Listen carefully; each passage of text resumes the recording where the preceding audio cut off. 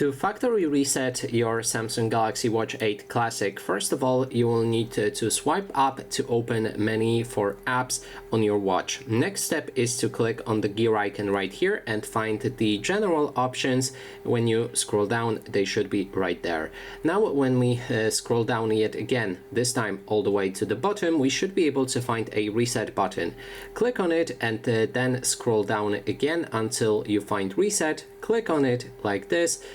Draw a pattern if you have it, and then your watch will return to factory settings. Now, if you plan on returning your watch to the store or something like that, I also recommend to remove your watch from the Samsung account if you logged in, and this should be fine. So if you want a tutorial for removing and unregistering your watch from the Samsung account, you can let me down in the comments. I will try to make that video. So that is basically everything. Thanks so much for watching.